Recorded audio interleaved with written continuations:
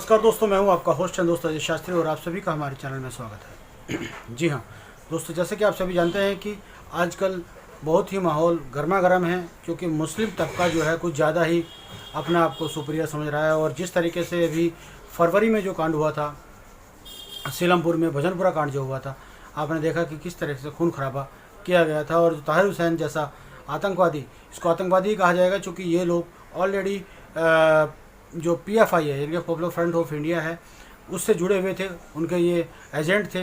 और यहाँ पर जो है रेकी के लिए ये लोग लगे हुए थे। और सारे जो ये बम ब्लास्ट और जितना भी जो हुआ है यहाँ दिल्ली में, वो सब उन्हीं के अंतर्गत, उन्हीं के देख रेख में कराया गया है। तो दोस्तों, अभी एक मामला बहुत ही ख़तरनाक मामला है। जिस तरीके से मौजपुर के अंदर जो दंगे हुए थे, तो जो हिंदू परिवार हैं फ़िलहाल वो बहुत सख्ते में हैं, बहुत परेशानी में हैं, क्योंकि वहाँ के जो लड़के लड़कियाँ हैं, उनको, हिंदुओं के लड़के लड़कियों को, जो मुस्लिम लड़के लड़कियाँ हैं या मुस्लिम फैमिलीज़ हैं, वो परेशान कर रही हैं। वहाँ पूरी फैमिली जो है, हिंदुओं की फैमिली बहुत मुश्किल में है। और वो क्या कर रही हैं आज, क्योंकि वो इतना परेशान है कि अपना मकान तक वहाँ से बेच कर जाने को तैयार बैठे हुए हैं। सब ने अपने मकान के आगे लिखा हुआ है मकान बिका हुआ है। तो मतलब एक प्लान करने का उनका जो चल रहा था कि भाई हम यहाँ से प्लान करें, वो सिस्टम उनका, वो उस पोजीशन पे आ चुके हैं कि शायद यहाँ से प्लान कर जाएं, क्योंकि वहाँ पर मुस्लिम बाहुल्य लोग बहुत ज़्यादा हैं। और उन्होंने जिस तरीके से वो लोग काम कर रहे हैं, जिस तरीके से उन्होंने स्ट्रैटेजी बनाई हुई है अपनी मुस्लिम लोगों ने, उन लोगों ने हिंदुओं को परेशान करना शुरू कर दिया है, उनकी बहू बेटियों को छेड़ना शुरू कर दिया है। और अब हिंदू परिवार जितने भी वहाँ रह रहे हैं, वो सब वहाँ से पलायन करने पर मजबूर हो गए हैं। अब हम आपको चलते हैं लेकर मौजपुर में, जहाँ पर ये घर है, जो गली है, गली मोहल्ले के लोग वासी जो वहाँ रह रहे हैं, हिंदू परिवार, वो क्या कह रहे हैं, आइए आपको लेकर चलते हैं मौजपुर में।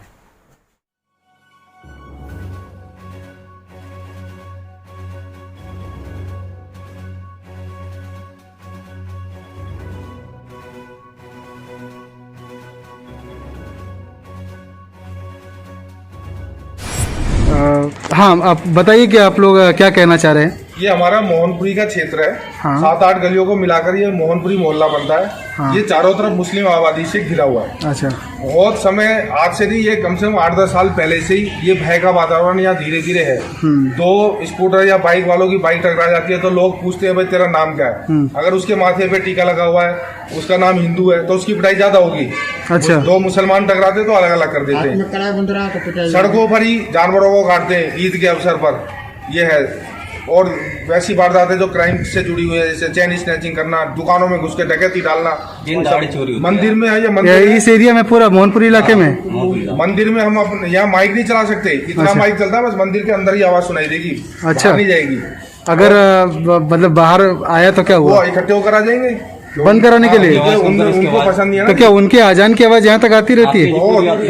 एक मस्जिद पर कई है। और उन्होंने एक सिस्टम और कर रखा है, जो आसपास ऊंची बिल्डिंग है ना, हाँ। मस्जिद के माइक उस पर भी एक्सटेंशन वायर लगा के दे रखा है। हाँ, ऐसे दे रखे हैं जिससे आवाज बहुत ज्यादा। और एक मस्जिद में कई है, तो एक की 5 बजे होगी, तो एक की 5:30 बजे, एक की 6 बजे, हम उनको सुनते हैं। अच्छा, उनकी टाइमिंग भी अलग अलग है। हाँ, हमें तो बड़े अच्छे लगते हैं। उनको हमारी हनुमान चालीसा अच्छी लगती है। और यहाँ पे जो आप मंदिर कितना है, मतलब इस एरिया में? ये एक ही मंदिर है। एक ही मंदिर है। ये कई गलियों में मिला के एक ही मंदिर है। हाँ, ये 2 गलियों का मिलाकर है। फिर इससे अगली गली में एक हनुमान मंदिर है छोटा। अच्छा। वो है, बाकी एक ही मंदिर है ये। यहाँ भी आपको भजन या हनुमान चालीसा इस तरह का चीज अलाउ नहीं है? हाँ, तेज आवाज में हम माइक नहीं चला सकते। और उनकी नमाज के टाइम में तो बिल्कुल भी अलाउ नहीं है, या रोजों के समय अलाउ नहीं है। अच्छा। हम तो कहते हैं ना, वसुदेव कुटुंबकम, सारा संसार हमारा घर है, सबका सुख दुख हमारा है। वो कहते हैं जी सारा संसार सिर्फ और सिर्फ मेरा ही है, यहाँ किसी और के लिए जगह ही नहीं। अब जैसे बहुत करीब कितने मकान होंगे जिन पे ये लगा हुआ है पोस्टर की ये मकान बिका हुआ है? 150 और 200 के बीच में ये टोटल है जिन पर ये लगा हुआ है। अच्छा। हाँ, और ये इसकी शुरुआत ऐसे हुई है कि 16 जो हमारे रोड पर 24 तारीख को जो दंगे हुए थे, हाँ। इसमें हिंदुओं की दुकानें जलाई गई थी। अच्छा, दुकानें, मकान और गाड़ियाँ। तो ये 24 को हुआ सारा।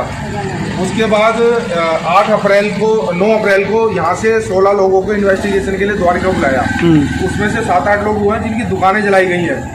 7-8 लोग हुए, तो उन्होंने सोचा इन्वेस्टिगेशन का हिस्सा है, पुलिस तो पूछताछ करती है, मान लो मेरा नुकसान हो तो मेरे से पूछेगी। तो ऐसे गए थे यहाँ से 22 लोग गए थे, 16 लोगों को वहीं अंदर बैठा लिया, कि नोटिस पर ही बैठा लिया था। और उसके बाद 4 महीने हो गए, धीरे धीरे एक से दूसरा बात सुनता है, दूसरे से तीसरा सुनता है, भय का वातावरण यहाँ व्याप्त हो गया है। तो लोग डरे हुए हैं कि आगे फिर कभी ऐसा हो जाएगा। और इनका तो ये रोज अभी CA NRC का फिर शुरू कर दिया इन्होंने, ये फिर दंगे करेंगे, फिर 4-5 के नाम लेंगे। और पुलिस ने तो ये भी नहीं देखा, मान लो मैं अपने घर के आगे खड़ा हुआ हूँ ना जी, और CCTV लगे हुए थे, उसमें आ गया चलो भाई अंदर। ये या कोई एक लड़का है, वो अपने दोस्त के साथ द्वारका क्राइम ब्रांच के ऑफिस गया था, उसको वहीं नोटिस दे दिया, तू भी ले नोटिस और 11 तारीख को आ जाइए। ये रवैया पुलिस का रहा है। तो यहाँ के जो विधायक हैं, जो भी इस एरिया का विधायक सांसद है, क्या आपने उससे कंप्लेंट किया? विधायक तो यहाँ आए नहीं। यहाँ विधायक तो ये विधायक कौन है? विधायक गोपाल राय हैं, आम आदमी पार्टी के MLA हैं। वो कभी भी नहीं आए। हमें यहाँ सुनने में आता है कि नूर इलाही में आए हैं, वहाँ भोजन भी पड़ता था, और पीछे जो ईद थी, मीट ईद, वहाँ रोजे थे जिसमें 1 महीने के रोजे होते हैं, उसमें वहाँ पर फल फ्रूट दूध ये सब ब्रेड ये सब वहाँ कपड़े भी बटे। और हमें तो यहाँ तक भी लोगों ने बताया कि क्योंकि दंगों के बाद 27, 28, 29 3 दिन में सारे गेट लग गए, जो मुस्लिम बहुल क्षेत्र है वहाँ गेट लग गए। तो हमारे ही जो मुस्लिम भाई ने बताया, हमारा उठना बैठना है, उन्होंने कहा जी ये सारा पैसा ये गोपाल राय जी की कृपा से ये सारे गेट लगे हुए। तो अभी जो पलायन के इस तरह के पोस्टर लग रहे हैं, इसके बाद भी जो है कोई आपसे पूछने नहीं आया? नहीं, विधायक या केजरीवाल सरकार का कोई व्यक्ति? विधायक एरिया की निगम पार्षद यहाँ कोई नहीं आई। और कोई निगम पार्षद कौन है यहाँ? यहाँ रेखा त्यागी जी हैं, वो भी आम आदमी पार्टी से हैं। अच्छा, वो भी पूछने नहीं आए। और भारतीय जनता पार्टी के मनोज तिवारी जी कल आए थे। अच्छा, तो हाँ, उन्होंने सबसे पूछा था, जितने भी घरों पर वो लगे हुए थे वो सभी के घर गए थे, सबसे पूछा क्या है, और उन्होंने आश्वासन दिया है कि हम एक तो सामने पिकेट बैठाएंगे। अच्छा, तो कल रात को भी बैठे भी थे।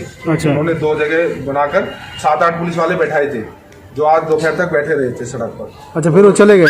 अभी पता नहीं, हमें अभी देखा नहीं, लेकिन उन्होंने कहा था कि मैं ना एक स्थायी पिकेट की व्यवस्था यहाँ करवाऊंगा, और जो 16 लोग अंदर हैं उनकी री इन्वेस्टिगेशन की मैं बात करूंगा कि CBI के द्वारा उनकी जांच हो, और अगर वो दोषी है तो ठीक है, और अगर उनमें वो निर्दोष है, मैं कह रहा हूँ 16 में से एक भी निर्दोष है, तो वो 4 महीने से जेल के अंदर क्यों है?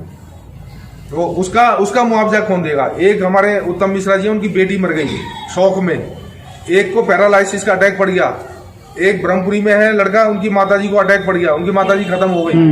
तो माताजी का भी बेटा है कोई टीचर? इनके हैं राजपाल त्यागी जी, इनके बेटे हैं। अच्छा। उनकी पत्नी किडनी की पेशेंट है, राम मनोहर लोहिया अस्पताल में उसका इलाज चल रहा है। उनकी 2 बेटियां हैं, दो में से एक वो मेंटली डिस्टर्ब है, उसका भी इलाज चल रहा है। अब क्योंकि हस्बैंड जेल में, कोई अस्पताल ले जाने वाला नहीं है, दवाई दिलवाने वाला कोई नहीं है। घर में इन 16 के 16 परिवारों में आर्थिक स्थिति बहुत भयंकर रूप से खराब हो चुकी है। लोग पैसे इकट्ठा करके उनको राशन पानी पहुंचाते हैं, और वहाँ भी पैसे की जरूरत पड़ती है, तो लोग आपस में चंदा इकट्ठा करके ना जी, अभी हमने 15,000 रुपये इकट्ठे करे तो 2,000 एक के खाते में, 2 एक के खाते में, ऐसे हम लोग मदद कर रहे हैं। कईयों की नौकरी छूट चुकी है। तो अभी आप क्या चाहते हैं, मतलब प्रशासन से या फिर सरकार से क्या चाहते हैं? हम तो सरकार से न्याय चाहते हैं, और खास तौर से केंद्र सरकार से ये कहना चाहते हैं कि बहुत विश्वास के साथ हम लाए थे कि एक न्यायप्रिय सरकार है, ये 16 लोग दोषी हैं तो बिल्कुल कोई आवाज नहीं उठाएगा, लेकिन इसकी एक दोबारा से जांच हो, जो CBI के द्वारा जांच हो, और पहले इनको बाहर निकाला जाए।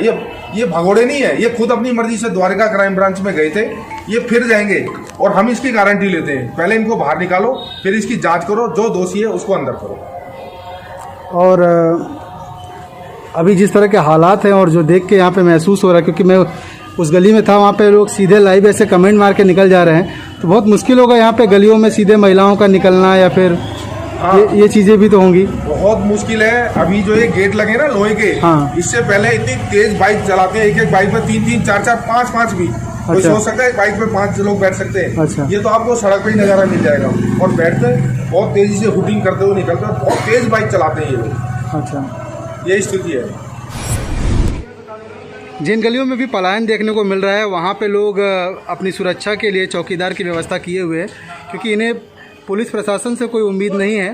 तो आप लोग किस तरह से अपनी सुरक्षा का ख्याल रख रहे हैं? ये हम लोगों ने क्या किया हुआ है, सेल्फ कंट्रीब्यूशन से पहले अपना गेट लगवाए थे यहाँ पर। अच्छा, अब हर गली के जहाँ पे हर गली पे गेट लगाए हैं सेल्फ कंट्रीब्यूशन से। अच्छा, और इसके लिए हमने रात में व्यवस्था की हुई है कि यहाँ पर एक चौकीदार रखा हुआ है, वो भी सेल्फ फंडिंग से, उसके लिए हम हर एक घर से कंट्रीब्यूशन करते हैं। अच्छा, उसकी तनख्वाह दी जाती है। अच्छा, अभी आप लोग चंदा ही इकट्ठा कर रहे हैं? चंदा इकट्ठा कर रहे हैं इस टाइम, कि उनकी अपनी जो सैलरी बनती है महीने में उनको दिया जा सके। अच्छा, तो जितने भी गेट आपने लगाए हैं सब पे जो चौकीदार रखे हुए हैं? नहीं, सिर्फ सभी गेट बंद हो जाते हैं, तब पे ताला लग जाते हैं, चौकीदार एक ही गेट पर रहता है। अच्छा, जिस पे एंट्री है आने जाने का है? रात को वो जब भी कोई आता है वहाँ से वो गेट खुल जाता है। अच्छा, यह नॉर्थ गोंडा का सुभाष मोहल्ला के कई मकान है जहाँ पे इस गली में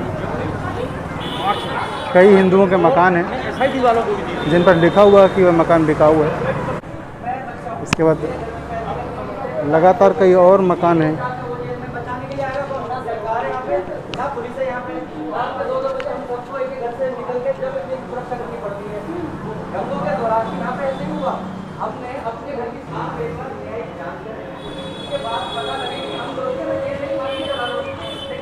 और 2-3 मकान इधर हैं।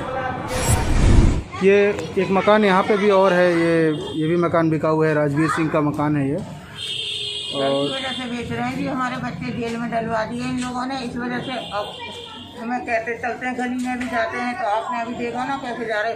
इसी तरह से मैं यहाँ बैठी हुई थी, 4-5 जने जा रहे, कह रहे कि यहाँ हिंदुओं को रहने नहीं देंगे, अपने आप ही तंग होकर के बेचेंगे, बच्चों को फंसाया, अब इनकी जमानत नहीं होने देते। तो वो कौन लोग हैं जो आपको सीधे धमकी देके जाते हैं, क्या आप पहचानती मेरे हैं? को सीधा नहीं देते, मेरे घर के सामने से रोड पर से निकलते हैं और कहते हुए जाते हैं। अच्छा, हम नाम तो जानते नहीं है कि हम बता दें, पहचान से हम बता सकते हैं कि हाँ ये बंदा था। अच्छा, मतलब वो सीधे ऐसे कुछ बोलते हुए जाएंगे? हाँ, बोलते हुए जाते हैं। अच्छा, बताइए कि क्या मतलब आप लोगों ने पहले मकानों पे जो है क्यों मकान बिका हुआ का पोस्टर लगा के ये एरिया छोड़ के जाना चाहते हैं, क्यों डर रहे हैं आप लोग? दरअसल क्या है कि फरवरी में जो दंगे हुए थे यहाँ पर, हाँ, उसमें कुछ हमारे भाई ऐसे पकड़े गए हैं, इन्होंने झूठा बयान देके उन्हें फंसाया गया है। अच्छा, कि अब हमें अपने घर के बाहर और अपनी गली के बाहर जाते हुए भी इतना डर लगने लगा है कि हमें भी कहीं किसी झूठे केस में न फंसा दें।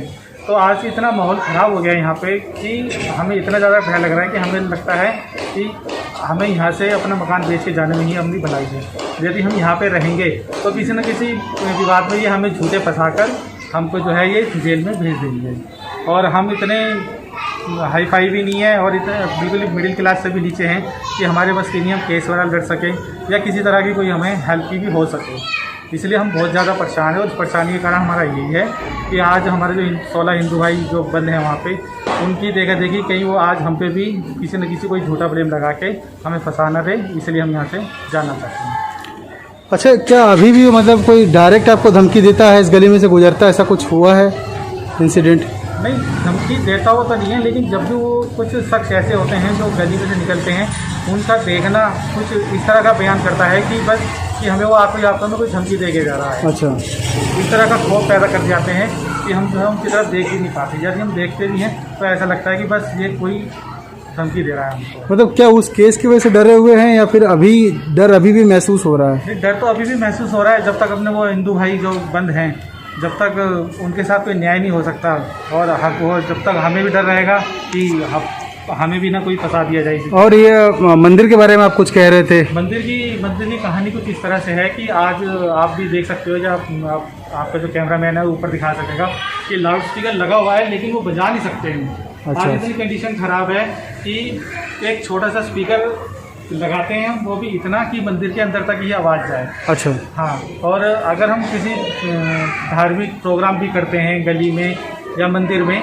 तो उसका लाउड स्पीकर हम लगा ही नहीं सकते हैं, इतना खौफ पैदा हो चुका है।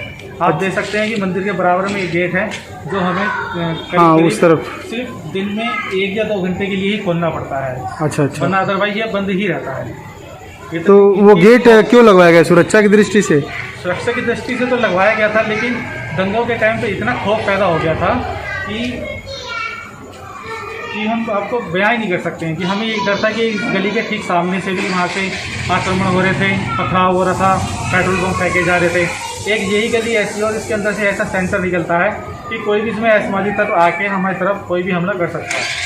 तो एक ये तो अब कुछ कोरोना कोविड-19 की वजह से ये थोड़ा बहुत सहयोग मिला, तो हमने अपनी गली वालों ने ही पैसे इकट्ठे करके जो है अपना गेट लगवाया। इसमें भी हमें किसी से कहीं से कोई आर्थिक सहायता नहीं मिली, ना दिल्ली सरकार से ना ही किसी नेता या अभिनेता से। तो यदि अभी आप लोग जैसे यहाँ पे हनुमान चालीसा या कोई भजन वगैरह बजाते हैं तो कौन लोग आते हैं इसको बंद करवाने के लिए? है कुछ ऐसा असामाजिक तत्व हैं तो नाम तो मैं खैर नहीं ले सकता उनका, क्योंकि फिर वो हमें टारगेट किया जाएगा कि वो किसी न किसी वजह से हमको किसी झूठे केस में फंसाकर वही हम पे जेल में लगा। अच्छा, इसलिए आप अपना नाम बताने से भी डर रहे हैं। और ठीक है, हम आपसे आपका नाम पूछेंगे भी नहीं, आपकी गोपनीयता बरकरार रहेगी, आपने मुद्दा रखा। आपके साथ भी कोई समस्या है, आप बताइए आगे। समस्या तो यही है कि जी माहौल ख़राब चल रहा है अपने एरिया का। फरवरी महीने में जो हमने देखा है यहाँ मंजर, उसे देख के तो आज भी हमारी दहशत हो जाती है। सारे रोड से मारने भी चढ़ रहे थे, रात के टाइम में फायरिंग हो रही थी, गोलियां चल रही थी, पेट्रोल बम आगे गिर रहे थे, पत्थर मारे जा रहे थे, स्ट्रीट लाइट तोड़ दी गई, हमारे यहाँ के कैमरे जो लगाए हुए थे वो सारे फोड़ दिए गए। तो इस माहौल में कोई कैसे सही से जी सकता है? मैं अगर अपनी पर्सनली बात करूँ तो मेरे घर में कोई सोल अर्निंग मेंबर नहीं है, मैं ही अकेला कमाने वाला हूँ। मेरे पीछे मेरी माँ है, मेरे बच्चे हैं, मेरी वाइफ है। अगर मैं भी उन 16 लोगों की तरह अगर जेल में चला जाऊँ तो मेरे घर को कौन देखेगा? उस चीज़ की जवाबदारी किसकी होगी? समाज। मैं तो ये चाह रहा हूँ कि जो हमारे 16 भाई जो गए हुए हैं जेल में, अन्य से फंसाए हुआ है, उनकी फास्ट ट्रैक कोर्ट में सुनवाई होनी चाहिए। उनकी जमानत नहीं हुई है आज तक। मैं तो प्रशासन से ये पूछना चाहता हूँ, कोर्ट से पूछना चाहता हूँ कि इन्हें किस वजह से इतने लॉन्ग टर्म के लिए जेल में डाला हुआ है। चार्जशीट फाइल हो गई तो क्यों नहीं बेल पर सुनवाई होती है? एटलीस्ट बेल को डिसमिस कर दे तो हम हायर कोर्ट में अपील तो कर सकें। वो हायर कोर्ट में अपील ही करने लायक नहीं छोड़ रहे हैं और वहाँ से निकलने का भी मौका नहीं दे रहे हैं। तो दहशत का माहौल तो है ही।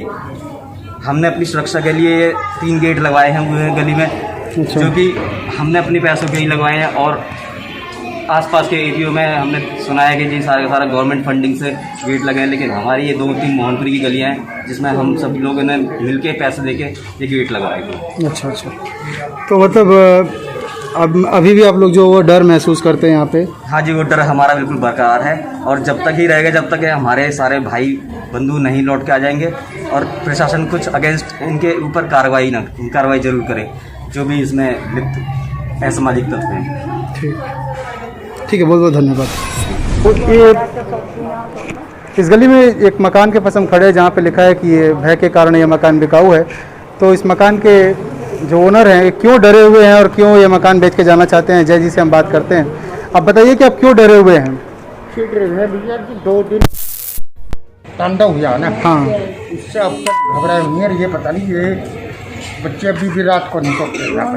अच्छा, घबराते हैं बेचारे। और दिल्ली सरकार का यहाँ भी कोई आदमी नहीं आया है। अच्छा, ये कई साल लेने के लिए और जगह तो जा रहे हैं, लेकिन ध्यान नहीं आया।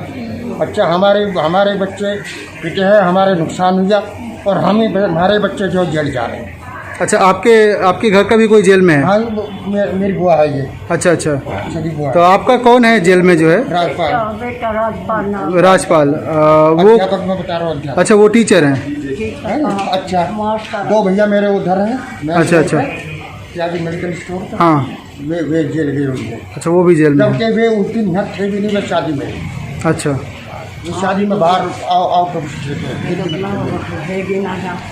तो अभी भी क्या कोई गली में गुजरते वक्त या फिर कहीं भी आपको जहाँ मिलते हैं धमकी वगैरह कोई देता है? हाँ, धमकी तो कभी एक ने शिकायत करी लड़की ने, सांसद जी आए हुए हैं। हाँ, उन्हीं के सामने उसे रेप की धमकी दी है घर पीछे। अच्छा, है ना। और एक औरत बेचारी यहाँ पर आई, उसके ऊपर गंदा पानी फटका ऊपर से, पता नहीं किसने फटका वो उसको उतना मतदान मालिक का भी। अच्छा, अभी दिन में है? कब की बात है यह? कल की बात है। ऊपर से गंदा पानी फेंक दिया। मतलब बहू बेटियों को बाहर नहीं भेज सकते, इतना बड़ा है।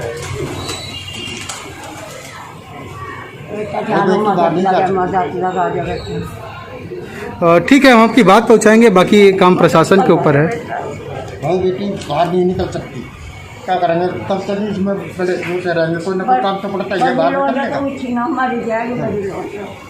तो आपने इसका कंप्लेन किया कहीं? कुछ कंप्लेन वगैरह किया है अभी तक? कंप्लेन क्या करनी है? तो लगा दिया, कोई ग्राहक होगा दे देंगे।